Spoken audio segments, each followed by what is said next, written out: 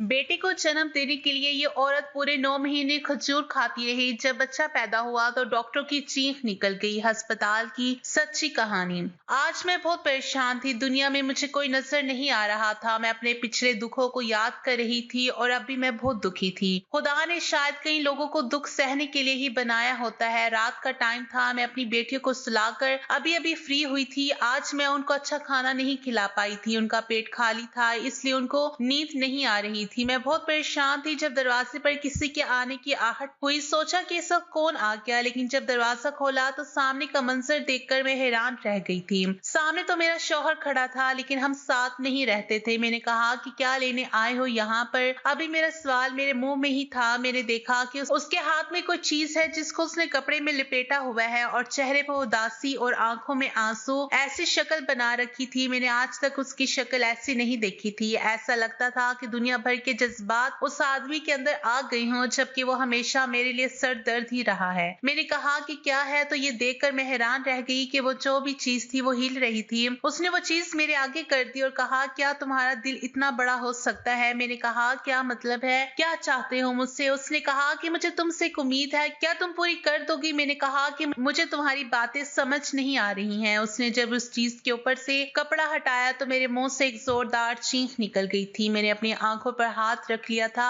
अब आंखों से हाथ हटाया तो मेरा शौहर मेरे सामने नहीं था। मैं हैरान रह गई, कहाँ गायब हो गया? पर देखा तो वो नीचे जमीन पर बैठा हुआ था। उसने मुझे ऐसी बात बताई कि मैं उसके पैरों में गिर गई थी। ये था कहानी का निचोड़। अब सुनिए मेरी कहानी। मेरा नाम ज़ैनब है। जब मेरे यहाँ पहली बेटी पैदा हुई तो मेरे शौहर ने उसे गोद में उठाया था। उठाते ही कहा, काश के बेटा पैदा हो जाता, क्योंकि ये बेटी भी बहुत साल के बाद पैदा हुई थी। जब मेरी शादी हुई तो पहले ही साल में किसी को भी बच्चे की खुशखबरी ना सुना पाई थी। मेरी सास ने सारे रिश्तेदारों में ये बात फैला दी कि मैं बांझ हूँ। ये बात मेरे लिए बहुत अजीब थी और मैं बहुत दुखी रहने लगी थी। डॉक्टर के पास गई तो उसने भी यही कहा, फिलहाल तो आपकी प्रेगनेंसी की कोई उम्मीद नहीं लग रही है। मेरी सास पूरा दिन मुझसे घर के काम करवाती। मेरे शौहर को कहती, इस औरत से तुझे बच्चे नहीं पैदा होने वाले, दूसरी शादी क्यों नहीं कर लेता? ऐसा नहीं था। मेरा शौहर दूसरी शादी इसलिए नहीं कर रहा था क्योंकि वो करना चाहता था, उसे मौका नहीं मिल रहा था। मेरी सास हमारे बच्चों की शक्ल देखे बिना ही इस दुनिया से चली गई थी। इस बात का इल्जाम मेरे शौहर ने मुझ पर ही ठहराया था। मैं पूरा दिन घर के काम करती, ताने सुनती, बर्दाश्त करती, अल्लाह से दुआ करती थी कि मेरी किस्मत बदल दे। फिर एक दिन मुझे ये खुशखबरी मिल गई कि मैं माँ बनने वाली हूँ। वो दिन मेरी जिंदगी का सबसे अच्छा दिन था। मुझे लग रहा था कि इसके बाद मेरी जिंदगी की सारी परेशानियां ही दूर हो जाएंगी। शादी के 4 साल के बाद मुझे औलाद मिल रही थी। अगर बेटी भी मिलती तब भी सब खुश थे, क्योंकि 4 साल के बाद औलाद हो रही थी। लेकिन मैं भूल गई थी कि ये तो वो जमाना है जहाँ औरत से ही सारी उम्मीद लगाई जाती है। पहले ये कि वो जल्द से जल्द बच्चा पैदा करे तो पहला बेटा ही पैदा करे, बेटी नहीं होनी चाहिए। मुझे लगता था कि शायद मेरी बेटी को कबूल कर लिया जाएगा और उसके बाप ने जब उसे गोद में उठाया तो कहा कि बेटा हो जाता तो ज्यादा अच्छी बात थी। अगले ही पल बेटी मुझे वापस कर दी। मेरी बेटी बहुत रो रही थी। मेरा शौहर कमरे से बाहर निकल गया था। वो मेरा और मेरी बच्ची का कोई ख्याल नहीं रखता था। मैंने कहा कि बच्ची बड़ी हो रही है, उसके खाने पीने की कोई चीज ले आओ जो बाजार में मिलती हो। तो उसने कहा कि जो घर में है वही खिला दो, मैं अलग से कोई खर्चा नहीं उठाने वाला। और फिर ये लड़की अगर लड़का होता तो मैं धूमधाम से इसको पालता और इसका खर्चा भी पूरा करता और फिर पूरा खानदान क्या पूरा मोहल्ला देखता। लेकिन इसको पाल कर क्या फायदा? इसने तो हमारे ही खर्चा करवा कर एक दिन दूसरे के घर चले जाना है। इसकी इस बात से मेरा दिल बहुत दुखा था। मैंने कहा कि मैं भी तो किसी की बेटी हूँ, तुम्हारे घर में आई हूँ, तुम्हारा घर बसा कर बैठी हूँ, तुम्हारे बच्चे पैदा कर रही हूँ और तुम मेरी खिदमत का ये सिला दे रहे हो, इसका ख्याल करो। मेरे शौहर पर कोई असर नहीं पड़ता था। वो हमेशा मुझे ताने ही देता रहता था और मुझ पर जुल्म भी करता था। डॉक्टर ने कहा था कि मेरी तबीयत अच्छी नहीं है, मुझे 3 साल तक दूसरे बच्चे के बारे में सोचना भी नहीं चाहिए। पर अभी मेरी बेटी 9 महीने की भी नहीं हुई थी। एक दिन अचानक उसकी तबीयत बहुत खराब हो गई, उसका पेट खराब हो गया। मैं सोचने लगी कि मैंने तो कोई गलती नहीं की, फिर ये सब कैसे हो गया? मोहल्ले की औरतों ने मुझे कहा कि कहीं तुम फिर से माँ तो नहीं बनने वाली, क्योंकि जब ऐसा होता है तो बच्चे का पेट खराब हो जाता है, क्योंकि तुम उसको दूध पिला रही हो। मैं परेशान हो गई। मैंने कहा अगर ऐसा हुआ तो फिर मेरे साथ बहुत बुरा होगा। अगले ही दिन डॉक्टर के पास गई तो उसने कहा कि मैं माँ बनने वाली हूँ। जब ये बात मेरे शौहर को पता चली तो उसके चेहरे पर हल्की सी मुस्कुराहट आई। उसने कहा कि अच्छी बात है। मैंने कहा कि तुम्हें ये पता नहीं है, डॉक्टर ने कहा था कि अभी मेरी हालत ठीक नहीं है। उसने कहा कि तुम कोई अनोखी नहीं हो, दुनिया की सारी औरतें करती हैं सबके बच्चे पल रही हैं, तुम्हारे भी पल जाएंगे। मैंने कहा कि मैं अकेली हूँ, मेरे साथ कोई नहीं है। तो कहने लगा, मेरी माँ को भी तुमने मारा है, ना मरती तो आज तुम्हारे साथ रहती। मैंने कहा, क्या मतलब है आपका? मैंने मारा है, वो खुद बीमार होकर इस दुनिया से चली गई है। मेरा शौहर कहता था कि तुम ठीक से ख्याल नहीं रख सकती थी, इसलिए मेरी माँ मर गई, जबकि मेरा शौहर मेरी सास की अकलौती औलाद थी। मेरी सास की उम्र 60 साल हो गई थी। अब उनकी मौत ना होती तो कब होती? इस घर में मेरी कोई इज्जत नहीं थी। मेरे शौहर को मुझसे सिर्फ औलाद चाहिए थी, इसके अलावा मेरी तरफ देखता भी नहीं था। मैं बीमार रहती तो मेरा ख्याल नहीं करता था। कहता था, तुम बिल्कुल ठीक ठाक हो, बिस्तर पर बैठी रहोगी तो फिर बिस्तर से ही लगकर रह जाओगी, उठकर घर के काम करोगी, खुद ही ठीक हो जाओगी। मौसम बदला तो मेरे पास सर्दियों के कपड़े नहीं थे। मेरी तो खैर थी, लेकिन अपनी बेटी के लिए परेशान थी। फिर साथ वाली औरत ने अपने बच्चे के पुराने कपड़े दे दिए तो मैंने अपनी बेटी को पहना दिए। मैं उसे कपड़े पहना रही थी और साथ साथ रो रही थी कि मुझे ये दिन भी देखना पड़ा था।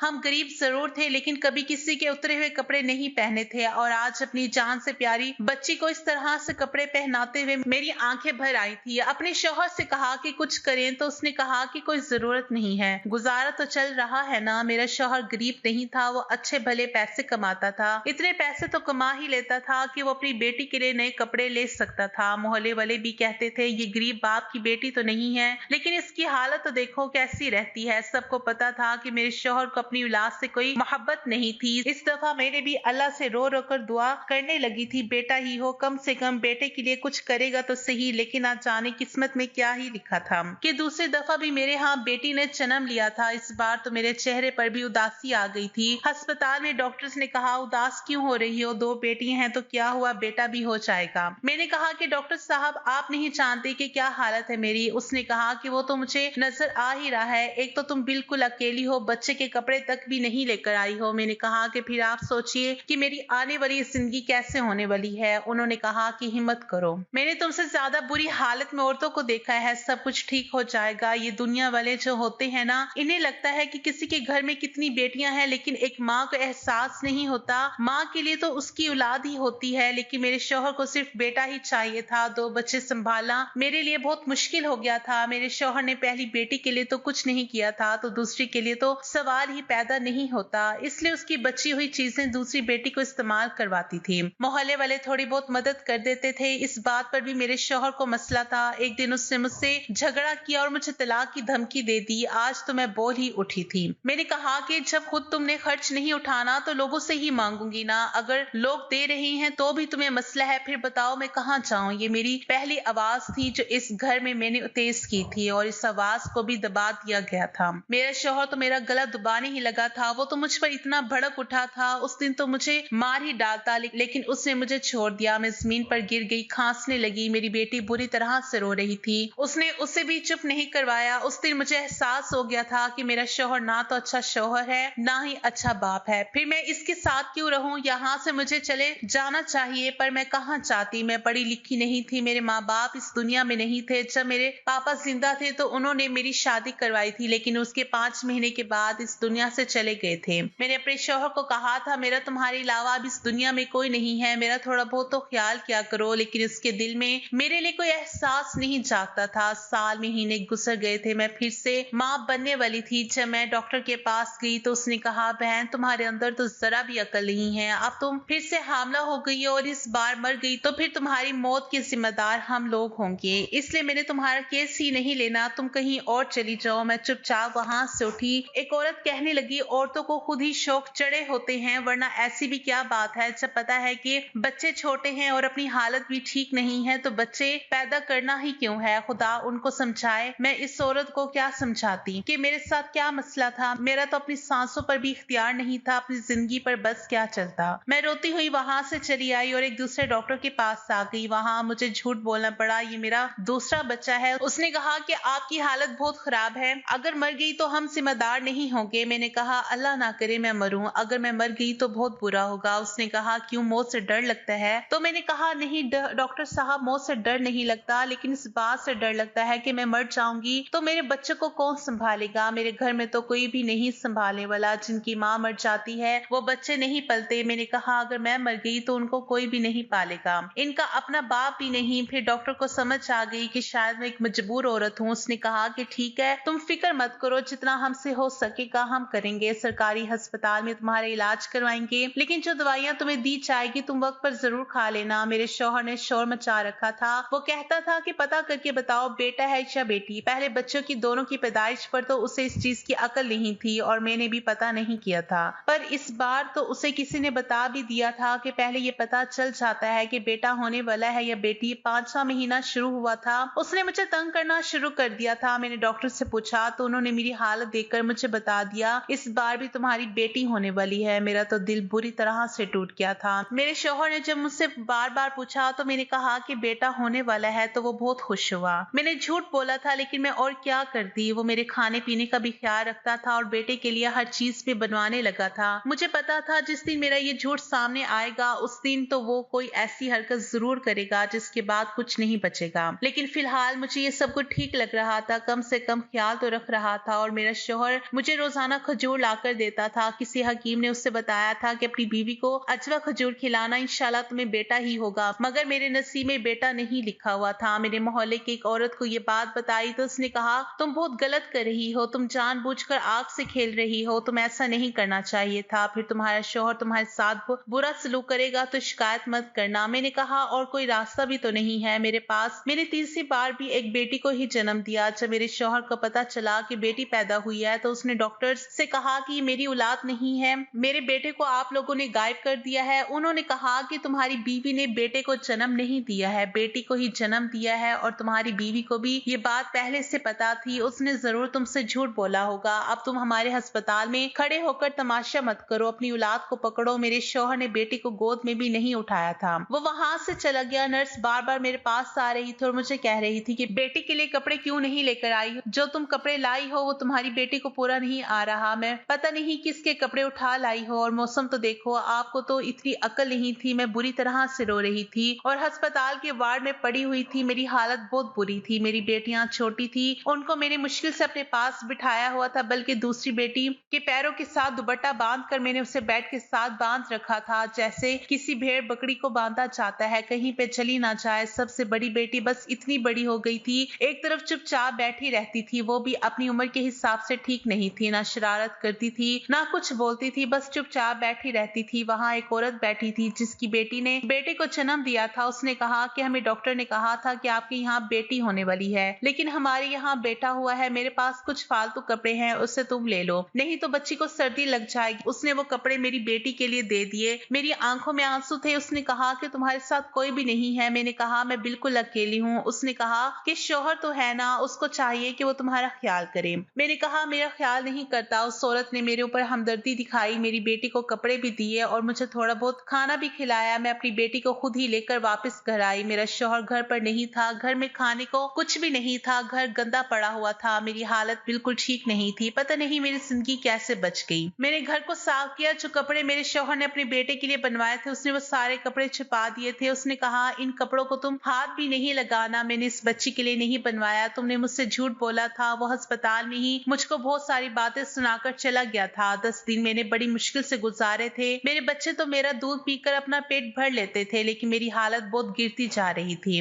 मेरा शौहर वापस आ गया, लेकिन इस बार अकेला नहीं था, उसके साथ एक औरत थी जिसके साथ उसने शादी कर ली थी। शायद इसलिए वो 10 दिन से गायब था। मैंने सोचा कि मेरी किस्मत तो खराब ही है, मेरा शौहर दूसरी शादी करके आ गया, अब मुझे सौतन को बर्दाश्त करना पड़ेगा। लेकिन ये बात सुनकर मैं एकदम घबरा गई। उसने कहा कि तुम इस घर से चली जाओ, इस घर में एक ही अच्छा कमरा है और यहाँ पर मेरी दूसरी बीवी रहेगी, तुम्हें यहाँ से जाना होगा। मैंने कहा कि मैं कहाँ जाऊंगी, मेरे साथ 3 बेटियां हैं, कुछ तो सोचो, एक बेटी तो अभी 11 दिन की है। उसने कहा कि ये मेरा मसला नहीं है, अपनी बेटियों को उठाओ और यहाँ से दफा हो जाओ। मैं सोच भी नहीं सकती थी कि मेरा शौहर मेरे साथ इस तरह का सलूक भी करेगा। अगर उसने दूसरी शादी कर ली है तो कम से कम मुझे भी अपनी जिंदगी में रखे। मैं एक छत के नीचे तो रहूंगी, अपनी औलाद को खुद पढ़ा लूंगी और खिला लूंगी, कोई काम कर लूंगी। लेकिन उसने मेरे सर से छत भी छीन ली थी और शाम के टाइम मुझे और मेरी बेटियों को घर से निकाल दिया। उसने कहा कि तुम्हें मैंने सुबह ही से कहा हुआ था यहाँ से निकल जाना, तुम अभी तक क्यों बैठी हुई हो। मैं उसके पैरों में बैठ गई। मैंने कहा कि मुझ पर तरस खाओ और जरा अल्लाह से डरो। उसने कहा कि तुम्हारे लिए मेरे पास कुछ भी नहीं है, ना तरस, ना मोहब्बत, ना रिश्ता, कुछ भी नहीं है। तुमने मुझसे झूठ बोला, तुम्हें उस टाइम सोचना चाहिए था। मैंने कहा मैं मजबूर थी, झूठ ना बोलती तो क्या करती। उसने कहा खैर मैंने सोच ही लिया था कि अगर इस बार तेरी बेटी पैदा होगी तो मैं दूसरी शादी कर ही लूंगा। मैंने शादी कर ली है। मैंने कहा मैं घर के एक कोने में पड़ी रहूंगी, घर के सारे काम कर लूंगी, मुझे यहाँ से मत निकालो। उसने कहा कि नहीं, मेरी दूसरी बीवी को तुम्हारा यहाँ रहना बर्दाश्त नहीं है, इसलिए तुम्हें जाना होगा। शाम का टाइम था, मैं अपनी तीनों बेटियों को अपने गले से लगाए किस तरह निकली ये तो मैं ही जानती हूँ। मेरी बड़ी बेटी ने मेरा दुपट्टा पकड़ा हुआ था, वो चलने वाली थी इसलिए चल रही थी। बाकी दोनों को मैंने गोद में उठा रखा था। थोड़ा बहुत सामान था, थोड़े से पैसे भी छुपा रखे थे, लेकिन इन पैसों में क्या करती। इसके बाद जिंदगी ने मुझे जो वक्त दिखाया वो बहुत ही बुरा था। एक दिन मुझे खबर हुई कि मेरी सौतन हामला है और वो माँ बनने वाली है, जबकि अभी उनकी शादी को साल ही हुआ था। मैंने कहा शायद उसकी किस्मत अच्छी है जो पहले साल में ही माँ बनने वाली है। जिनकी किस्मत अच्छी होती है उनकी किस्मत शुरू से ही अपना रंग दिखा देती है। मेरी तरह बुरी किस्मत वाले एक दिन भी अच्छा नहीं देखते। जैसे मैंने एक दिन भी अच्छा नहीं देखा था। मेरी बेटी को ठीक से खाना नहीं मिलता था, वो कमजोर और दुबली पतली हो गई थी,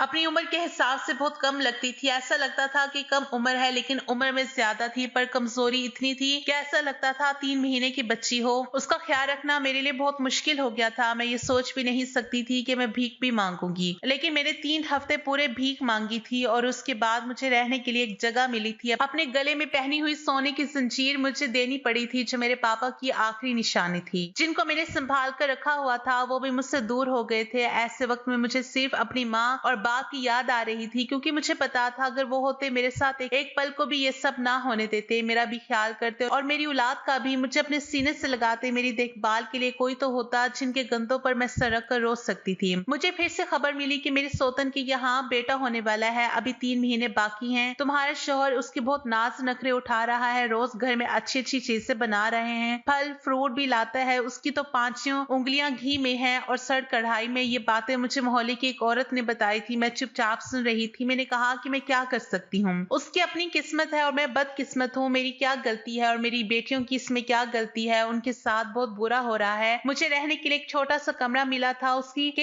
एक कोने में एक सुराख था, उसको मैंने बाथरूम के लिए इस्तेमाल किया था क्योंकि वहां से गंदगी बाहर निकल जाती थी। और यहाँ पर एक छोटी सी मेज रखी हुई थी। मेरे एक छोटा सा किचन बना रखा था। मेरे किचन में बस एक चूल्हा था, उसके ऊपर ही रोटी पकाती थी और एक ही बर्तन था, उसमें सब्जी दाल रोटी सब बना लेती थी। मोहल्ले वालों से उनकी फालतू चीजें ले लेती थी और उनको इस्तेमाल में ले आती थी। किसी ने चटाई दी, किसी ने पुराना कंबल दिया, किसी ने पुराने कपड़े दिए, किसी ने बर्तन। ये सारा कुछ जोड़कर मैंने रहने का सामान बनाया हुआ था। मेरी बेटियां बाहर जाने की बहुत जिद करती थी कि हमें खेलना है, लेकिन मैं उनको बाहर नहीं जाने देती थी। मुझे डर लगता था कहीं खो ना जाए। मुझे उनसे बहुत मोहब्बत थी। मैं एक औरत के घर में काम करती थी, लेकिन वो मुझे बहुत बातें सुनाती थी। कहती थी कि तुम्हें काम पर रखकर तो हम मुसीबत में पड़ गई हैं। तुम अपने साथ तीनों बच्चों को लेकर आती हो, इनका शोर हमें उल्टा सर दर्द कर देता है। मैं उससे कहती थी कि मुझे काम से ना निकालना। मैं अपनी बेटी को चुप करवाने के लिए उन पर हाथ भी उठा देती थी। मैं बहुत रोती थी। जब मैं उन्हें मारती तो मुझे ऐसा लगता था वो मार मेरे दिल पर लग रही है, लेकिन मैं क्या करती, सारा गुस्सा औलाद पर निकाल देती थी। ना चाहते हुए भी उन पर हाथ उठा देती थी। दिल खून के आंसू रोता था। बस इसी तरह के दिन गुजर रहे थे। मुझे ये पता था कि मेरी सौतन के यहाँ पर बच्चा होने वाला है। मैंने सोचा शायद अब तक तो हो क्या होगा। मेरी बड़ी बेटी को बहुत तेज बुखार था, बुखार से तड़प रही थी। रात का टाइम था, बारिश होने वाली थी। समझ नहीं आ रहा था मैं क्या करूं। उसे इतना तेज बुखार था कि उस पर हाथ रखे तो हाथ जल जाए। उसके सर पर हाथ नहीं रखा जा रहा था। छोटी बेटी बीमार थी, उसका पेट खराब था। मेरे पास उसे पहनाने के लिए कपड़े तक नहीं थे। मुझे समझ आया कि लोग अपनी औलाद को मार कर खुदकुशी क्यों कर लेते हैं। शायद वो भी ऐसी हालत से मजबूर होकर करते होंगे, पर अपनी कोख से पैदा हुई इन मासूम जानों को मैं अपने हाथों से कैसे मार सकती थी। नहीं, मैं इतना बड़ा जुर्म नहीं कर सकती थी। जब अचानक दरवाजे पर किसी की आने की आहट हुई, मैंने मुड़कर देखा तो मैं हैरान रह गई। कोई और नहीं, मेरा शौहर था। उसने गोद में एक बच्चा उठा रखा था जिसके चेहरे पर कपड़ा था। मैंने कहा कि क्या लेने आए हो तुम यहाँ पर? तो उसने कहा कि मुझे माफ कर दो, मैंने तुम्हारे साथ बहुत बुरा किया था, मुझे सजा मिली है, ये देखो मेरी सजा मेरे हाथों में है। मैंने कहा क्या मतलब है? उसने कहा कि मेरे यहाँ बेटा हुआ था। मेरी ये बात सुनी तो मेरे दिल में बहुत जलन उठी थी। मैंने फिर भी उससे कहा कि मुबारक हो तुम्हें। उसने कहा कि बेटे की शक्ल नहीं देखोगी। मैंने कहा कि मैं शक्ल देखकर क्या करूंगी? बेटा है तो नसीब वाला होगा, बेटियां तो चाहे जितनी भी प्यारी हो बदनसीबी होती है ना। उसने कहा कि ऐसा मत कहो, एक नजर इसको देख लो, क्योंकि इसकी अपनी माँ ने भी इसे ठुकरा दिया है। वो कहती है इस बच्चे को कहीं फेंको। मैं फेंकने निकला था लेकिन न जाने क्यों तुम्हारे पास आ गया। मैंने कहा क्या मतलब, क्यों फेंकना चाहते हो इस बच्चे को? मैं हैरान रह गई। जब उसने बच्चे के ऊपर से कपड़ा हटाया तो मेरे कदमों तले से जमीन निकल गई थी। मेरे मुंह से बेधड़क चीख निकल गई। ये बच्चा कुछ अजीब तरह का था। उसकी आंखें बाहर को थी, सर इतना बड़ा था जैसा बहुत डरावना लग रहा रहा था, शायद इस बच्चे को कोई बीमारी थी, लेकिन ये जिंदा था। मेरा शौहर जमीन पर बैठ गया, मेरे कदमों में सर रखकर चिल्लाने लगा, मैंने तुम्हारे साथ बहुत बुरा किया, मुझे बेटे की ख्वाहिश थी, मुझे बेटा तो मिल गया, लेकिन अब मुझे समझ नहीं आती मैं उसको अपने पास रखूं या कहीं फेंक दूं। मैंने इस बच्चे को सीने से लगा लिया, मैंने कहा खबरदार जो इसे कहीं फेंका तो तुम मुझे इस बच्चे को दे दो, मैं इसको पाल लूंगी। मेरे शौहर ने पीछे देखा तो मेरी बेटी बुखार में तड़प रही थी। वो आगे बढ़ा, उसने कहा क्या हो गया है इसको? मैंने कहा बुखार है। उसने कहा कि तुम यहाँ क्यों लेकर बैठी हो? मैंने कहा क्या करूं, मेरे पास से एक पैसा नहीं है। उसने कहा कि आओ मेरे साथ। वो तीनों बच्चों को अपने साथ लेकर निकला और मुझे भी साथ लिया और घर ले आया। मैंने कहा कि तुम्हारी बीवी कहाँ है? उसने कहा कि वो तो अपने घर चली गई है। मेरा शौहर मेरी बेटी को लेकर डॉक्टर के पास चला गया और मैं उस बच्चे को संभालने लगी, दूध पिलाने लगी, क्योंकि मेरी छोटी बेटी अभी तक दूध पीती थी।